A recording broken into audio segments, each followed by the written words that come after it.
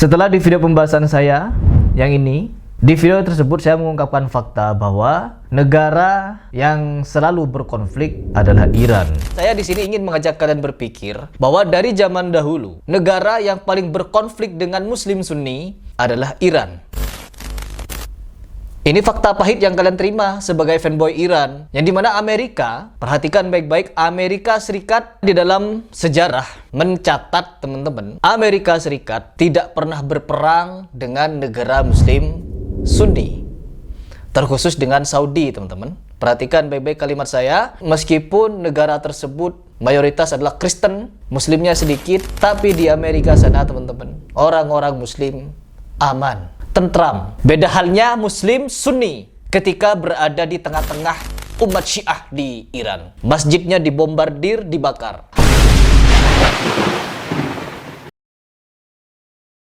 Para imamnya, para ulamanya diculik dan dibantai.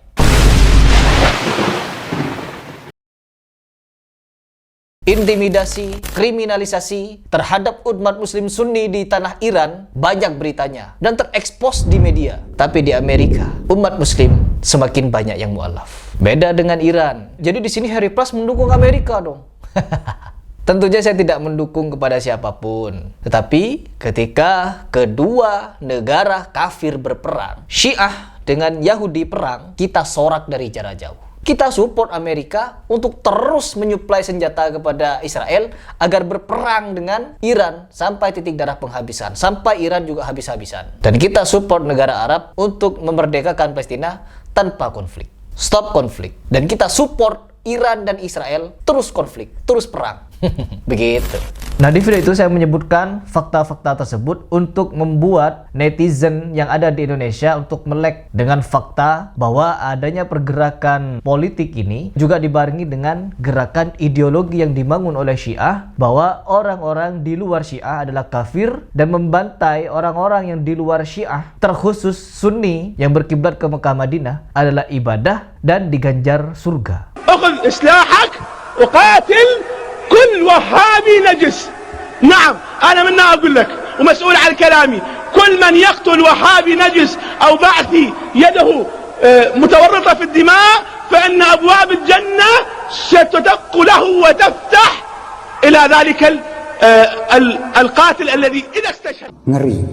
Begitu. Sedangkan Amerika Serikat, teman-teman, tidak punya akidah yang sedemikian rupa bahwa membunuh Muslim, apalagi orang-orang Mekah Madinah, akan berpahalakan surga. Tidak ada doktrin seperti itu. Akhirnya apa? Dari tahun 1933, hubungan Amerika Serikat dengan Arab Saudi itu sangat baik. Meskipun ada momen yang dimana Arab Saudi pernah mengembargo Amerika Serikat beberapa waktu. Namun setelah itu sampai hari ini, hubungan Amerika dengan Arab Saudi semakin membaik. Bahkan perkembangan Islam di tanah Amerika Serikat sana semakin berkembang dan semakin pesat. Banyak orang-orang yang mu'alaf masuk Islam. Islam Sunni maksudnya.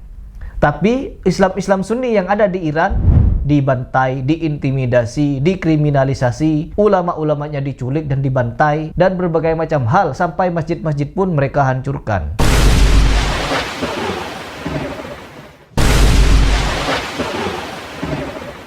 Masjid Sunni maksudnya. Nah, di sini Allah Subhanahu wa taala tidak tinggal diam, teman-teman. Negara ini hobi perang dan suka pembantaian, teman-teman. Orang-orang Ahlus Sunnah wal Jamaah tidak pernah menghalalkan darah orang kafir, kecuali kafir yang memerangi muslimin. Kafir yang ingin hidup berdampingan, bersosial dengan kita, ya didakwahi, diterima, hidup bersama. Perhatikan baik-baik. Tetapi bagi Syiah, siapapun yang kafir bagi Syiah, halal darahnya, halal hartanya, halal negaranya. Sebagaimana mereka melakukan pembantaian di Ardh Syam, di Suriah, di Lebanon, di Irak, di Yaman. Perhatikan kelakuan mereka. Jutaan umat Muslim Sunni dibantai, dirampas hartanya, diperkosa istri-istrinya, diperkosa juga anak-anaknya yang perempuan. Mau apa lagi kalian? Masihkah menganggap Syiah aliran yang benar? Kalau kalian menganggap Syiah bagian dari Islam, agama Islam yang diwariskan oleh keluarga Nabi Muhammad SAW, terkhusus Ali, di bagian mana Husain bin Ali mengajarkan melukai diri sendiri dengan pedang kepalanya, dengan rantai ke punggungnya, jalan melata, ya? Coba sebutkan di kitab mana Husain bin Ali atau Ali bin Abi Thalib, mereka melukai diri sendiri di hari-hari tertentu. Gak ada, teman-teman. Syiah adalah suatu sekte yang dibuat oleh penyembah api, yaitu Abu Lu'lu'ah, yang sekarang dijadikan seolah-olah maksum juga. Abu Lu'lu'ah sebagai seorang pembunuh Umar bin Khattab, mereka puja-puji karena memang mereka benci kepada Umar bin Khattab. Ngeri. Ya, buktinya di Lebanon, di Irak, di Yaman, di Suriah, ratusan ribu umat muslim Sunni dibantai habis-habisan, diculik, ditembak pakai senjata kimia, senjata pemusnah massal untuk menggenosida dari anak-anak sampai lansia. Rata-rata korbannya sipil, teman-teman. Dan hal tersebut tercatat di sejarah. Data yang saya tampilkan di sini adalah bukti kekejaman negara Iran yang menggerakkan kaki tangannya yang bernama Bashar Assad, Hizbul Syaitan, Hizbullah, ya, Hizbullah, mereka menamakan Hizbullah katanya, partainya Allah. Sedangkan bagi saya pribadi itu Hizbul Syaitan, partainya syaitan. Terus yang ketiga, Houthi. Houthi bergerak di Yaman dan melakukan pembantaiannya di Yaman. Garda Revolusi Iran adalah pionir dari berbagai macam gerakan tiga yang saya sebut tadi. Perhatikan itu dengan baik-baik. Cinta memang, orang-orang Iran ini cinta perang. Dan suka sekali menumpahkan darah. Nah, fakta yang sangat menarik, yang dimana kenapa Amerika membantu Israel untuk menghancurkan Iran, ya karena itu negara ini cinta perang, cinta kekerasan, zalim, jahat, iblis, negara iblis ini. Sehingga apa, teman-teman? Amerika tidak mau Iran memiliki senjata nuklir. Bayangkan apabila Iran diberikan izin untuk membuat senjata nuklir, maka Iran akan berpotensi memulai perang dunia ketiga. Bukan cuma perang dunia ketiga, berbagai negara yang dimusuhi Iran akan dihancurkan dengan hal yang sedemikian rupa itu. Ini adalah dugaan yang sangat-sangat kuat. Amerika tidak mau Iran ini memiliki atau menciptakan senjata pemusnah massal berupa nuklir. Itu yang pertama. Terus yang kedua, mengingat kematian dari Ayatollah Khamenei, ada beberapa deklarasi yang dimuat oleh Perdana Menteri Iran ataupun juga dari Garda Revolusi Iran bahwa mereka akan menggerakkan beberapa milisinya dari Houthi, Hizbul Syaitan, dan Hama. Kenapa ada Hama? Karena memang Hama adalah tentara yang juga bagian dari mereka. Ketiga dan empat adalah Garda Revolusi Iran. Nah, keempat milisi ini akan bekerja sama katanya untuk melakukan serangan kepada Israel. Dan kita akan lihat di sini perang yang besar akan terjadi antara Iran dan Israel. Ini poin yang kedua. Karena apa? Sudah ditabuh genderang perang dari Iran sana untuk membalas dendam atas kematian Ayatollah Khamenei. Terus poin yang ketiga, melihat sekutu Israel seperti Amerika sudah mulai menurunkan milisinya, anggaran dananya, bahkan beberapa pasokan senjata yang dikirimkan oleh Amerika berhasil memburu dan membuat pimpinan Iran ini mati. Akankah sekutu dari negara Iran juga akan ikut turun? Sebutlah seperti Rusia, Korea Utara, ataupun China. Apakah ketiga negara ini akan ikut berperang?